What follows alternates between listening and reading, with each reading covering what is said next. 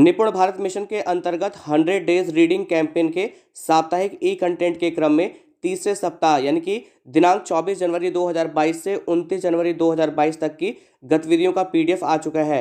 आइए जान लें कि इस सप्ताह हर स्तर पर कौन कौन सी गतिविधियां करवाई जाएंगी या बच्चों के साथ में साझा की जाएंगी।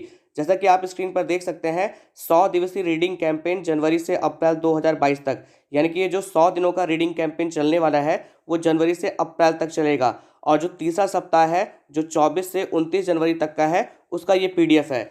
जब आप इसमें आगे की तरफ बढ़ेंगे तो यहाँ पर आप 100 डेज रीडिंग कैंपेन के बारे में पूरा पढ़ सकते हैं, इसके बारे में पूरी जानकारी ले सकते हैं। जब इसमें आप आगे की तरफ चलेंगे तो जो सबसे पहला स्तर है जो है बाल वाटिका का स्तर, इस स्तर पर कौन कौन सी गतिविधियां पूरे सप्ताह करवानी है उसके बारे में यहाँ पर डिटेल दी गई है। तो जैसा कि आप देख सकते हैं कि सोमवार को सुनो कहानी के अंतर्गत छुपन छुपाई कहानी का जो लिंक है वो यहाँ पर दिया गया है। अब देखिए यहाँ पर विशेष क्या है, इस कैंपेन का नाम है 100 डेज रीडिंग कैंपेन। तो बच्चों की रीडिंग कैपेबिलिटी और हैबिट को इम्प्रूव करने के लिए कहानी का माध्यम चुना गया है। पूरी कहानी को पात्र के माध्यम से बोला गया है। कहानी में जो भी अभिनय होगा वह कहानी के साथ नीचे लिखा हुआ आएगा, जिससे बच्चे जो कहानी में बोला जा रहा है उसे पढ़ भी सकते हैं। उदाहरण के तौर पर हम आपको बताना चाहेंगे कि सोमवार की गतिविधि के अंतर्गत सुनो कहानी में जो छुपन छुपाई कहानी है, जब आप इसके नीचे वाले लिंक पे क्लिक करेंगे तो इस लिंक को ओपन करने का ऑप्शन आएगा, आप ओपन पे क्लिक करिएगा। जैसे ही आप ओपन पे क्लिक करेंगे ये आपको यूट्यूब पे लेके जाएगा और वहाँ पर जाके कहानी प्ले होगी। तो आप देखिएगा कि जो पात्र कहानी को एक्सप्लेन करेगा, जो जो वो बोलेगा वो कहानी के नीचे आता जाएगा, और जो जो वर्डिंग बोली जाएगी वो जो वर्ड होगा वो ब्लू कलर से हाईलाइट होगा, जिससे बच्चे समझ पाएंगे कि जो पात्र ने बोला है वो वही शब्द है, जिससे बच्चों की उस शब्द के प्रति जो समझ है वो बढ़ेगी।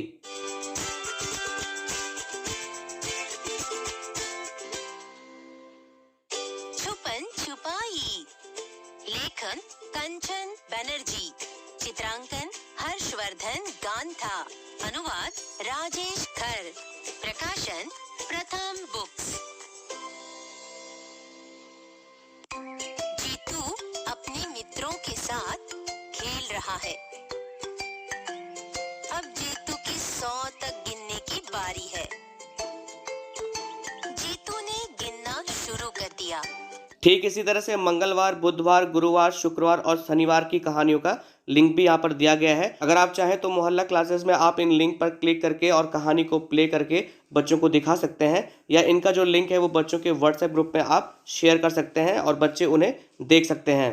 तो ये तो सोमवार से लेकर शनिवार तक की जो साप्ताहिक गतिविधि थी वो बाल वाटिका स्तर की थी। जब आप इसमें आगे की तरफ जाएंगे तो कक्षा 1-2 के स्तर पर जो गतिविधियां हैं वो भी यहाँ पर दी गई हैं। सोमवार, मंगलवार, बुधवार, गुरुवार, शुक्रवार और शनिवार का लिंक यहाँ पर है, आप इनका लिंक बच्चों के साथ में शेयर कर सकते हैं। इसी तरह से जो अगला स्तर आएगा वो आएगा कक्षा 3, 4, 5। तो पूरे सप्ताह की गतिविधियों का लिंक यहाँ पर भी दिया गया है। आगे बढ़ेंगे तो कक्षा 6, 7, 8 स्तर पर जो सोमवार से लेकर शनिवार तक की कहानियों का लिंक है वो भी यहाँ पर दिया गया है, आप इनका लिंक बच्चों के साथ में शेयर कर सकते हैं। इसमें जब आप आगे चलेंगे तो ऑनलाइन संसाधन के माध्यम से और भी ज़्यादा कहानियों को पढ़ने के लिए यहाँ पर कुछ लिंक दिए गए हैं। उन लिंक के माध्यम से बच्चे बहुत सारी कहानियों को देख सकते हैं, पढ़ सकते हैं। इसमें दीक्षा पोर्टल एवं कहानियों का पिटारा के अंतर्गत जो एनसीईआरटी की वेबसाइट है उसका लिंक यहाँ पर दिया गया है। तो जैसे आप इस लिंक पे क्लिक करेंगे आपको बहुत सारी कहानियाँ मिलेंगी जिनको भी आप बच्चों के साथ में शेयर कर सकते हैं। ऐसे जो एनबीटी की वेबसाइट है लिटरेसी क्लाउड, जब आप इस लिंक पे क्लिक करेंगे तो क्लाउड स्टोरेज में बहुत सारी कहानियाँ होंगी, उनको भी आप बच्चों के साथ में शेयर कर सकते हैं। इसी तरह से स्टोरी वीवर का लिंक भी दिया गया है, और जो प्रथम संस्था है उसने भी कुछ कहानियों का कलेक्शन किया है जिसका लिंक यहाँ पर है। इस लिंक के माध्यम से भी आपको बहुत सारी कहानियाँ मिल सकती हैं।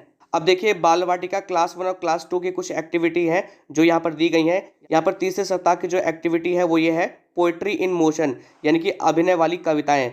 Student are asked to read poem by poets of their own choice recommended by teachers. बच्चों से कहें कि वे अपनी पसंद या शिक्षक द्वारा अनुशंसित कवियों की कविताएं पढ़ें। इसमें आगे की as a follow up activity they can enact the poem with the help of teachers, कि एक अनुवर्ती गतिविधि के रूप में बच्चे शिक्षकों की सहायता से कविता का अभिनय कर सकते हैं। और यहाँ पर जो रिसोर्सेज हैं वो है reading material of books with some poems, कुछ कविताओं के साथ पठन सामग्री या कविताओं वाली किताबें, यानी कि इन एक्टिविटियों को करवाने का जो रिसोर्सेज हैं वो कविताओं वाली किताबें हैं।